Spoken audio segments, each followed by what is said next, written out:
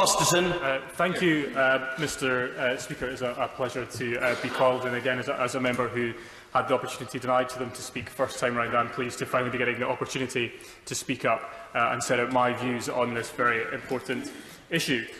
Starting with the withdrawal agreement itself and focusing on my main area of concern, which unsurprisingly is the backstop. There is no question that the backstop has the potential to build a regulatory border in the Irish Sea beyond that which already exists, although I do accept it is in areas where divergence is fairly unlikely, like industrial goods standards. And whilst I am satisfied that the backstop won't create any new material differences between Great Britain and Northern Ireland on day one, it clearly provides a mechanism for those differences to come into place and deepen over time. And with no guarantee as to how long the backstop will operate, we are going to be in a constant political battle between loosening ties with the EU and, with it, Northern Ireland, or keeping our country aligned and failing to take back control in a variety of areas. And given none of us can see into the future, I am concerned that the backstop does not future-proof the integrity of the Union in the long term if we find ourselves using it for more than a couple of years. Now, all these issues have been long rehearsed, so I won't dwell on them further, but the fact is that without a backstop there is no deal, and if there is no deal, there is no transition period. And that is why I very strongly welcomed the paper that was released today by the Government, which I do think is probably the most explicitly unionist statement by a UK Government, at least for a couple of decades. And I was grateful for it primarily because of the request that I have made to numerous Secretaries of State that the Government continue to work at ensuring a role for the Northern Irish Assembly and Executive if it was sitting, as was included in paragraph 50 of the December Joint Report, in order to ensure regulatory divergence has an element of consent. Because, of course, there are areas where Northern Ireland would wish to follow new EU rules, for example, to protect the single energy market. But I think there is an issue if that is imposed over the heads of the politicians and institutions of Northern Ireland, particularly where it creates new barriers or materially increases an existing barrier with Great Britain. But I do wonder if the commitment to domestic legislation could in any way be strengthened, and whether there is some mechanism by which that could be incorporated into the withdrawal agreement to give a greater degree of certainty than the party opposite and also the UUP as well are both looking for. Moving on to the political declaration, members opposite are right. It is thin, and it doesn't provide a clear pathway to what our future relationship will look like, instead providing a spectrum of opportunities for where we could end up.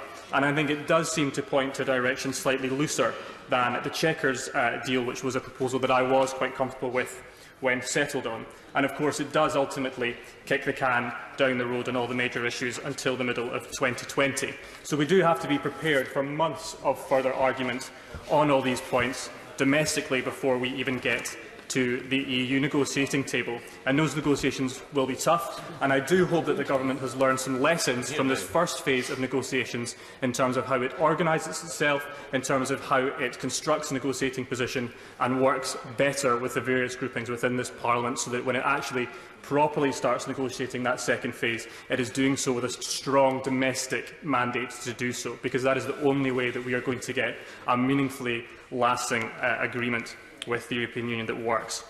Now, I do believe that the Prime Minister has reached the best deal that could have been achieved within the parameters set out in the negotiation.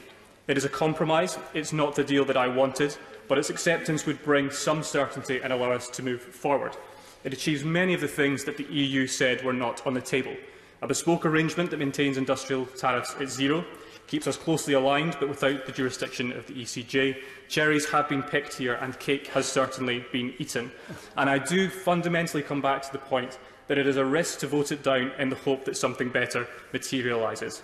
My inbox has been full of constituents asking me to vote down the deal, but in order to get a range of different outcomes, and they can't all get what they want. And for me, this is not about rolling the dice. It is not about whether I or the constituents that use 38 degrees can afford for the gamble not to come off and end up somewhere worse. I have to make this call for the 90,000 people in East Renfrewshire where there are wildly different views and personal circumstances, and many of my constituents simply can't afford for this not to work out. And if I was to vote against the deal and no other magical solution arrived and we crashed out in March, I would feel wholly responsible for the economic impact on the families and communities in my constituency that would result from that happening. And I do not feel, personally, and I fully appreciate the range of views across this House, I do not feel that I could be complicit in that outcome. And so I will be supporting the deal on Tuesday. A vote against the deal is not a vote to stop Brexit. If it was, dozens of my colleagues wouldn't be preparing to bring it down. But I think, facing all the facts, it does seem likely that it is going to be rejected. And so I repeat a statement that I have always made, that indeed I made at my selection meeting in 2017, which is that I will not support a no-deal Brexit. East Renfrewshire voted 75% to remain in the European Union. It is the highest Remain voting seat held by a Conservative. My election was not the result of a promise in our manifesto to deliver Brexit. It was a promise to protect the Union. And the greatest threat to the Union is a chaotic no-deal Brexit. So if the deal is voted down, I will work with colleagues from across the House to put in place an achievable Plan B, and I'll continue to argue for my preferred alternative of remaining in the EEA as a member of EFTA with a bespoke customs protocol to protect the position in Northern Ireland, a rejection of the political institutions of the European Union, but retaining the principles at the heart of why we joined, a common market 2.0. And we will need this withdrawal agreement for that. But I do commit to my constituents to re-evaluate my position with a genuinely open mind. So I would urge the Prime Minister, if the deal is defeated, to immediately announce that there will be indicative votes on a series of options on a free vote, so that we can properly test the mood of the House. In the weeks ahead, I will vote in the manner that secures a sensible and orderly exit from the European Union and sets us on a pathway to a future relationship that works for East Renfrewshire and every part of our United Kingdom. I will vote not just on Tuesday, but in every vote thereafter in the manner that I consider to be in the best interests of this great nation, because ultimately that's the only way that I can come home from this place and look my constituents and my children in the eye, knowing I did what I felt was right for them and their futures. Mr Speaker, there are many Conservative MPs who, like me, voted to remain, but accept, admittedly reluctantly and with some misgivings, that we are leaving the European Union. We have compromised at every stage of this process to try and find a way to make this work. And this deal is as far as I am prepared to go.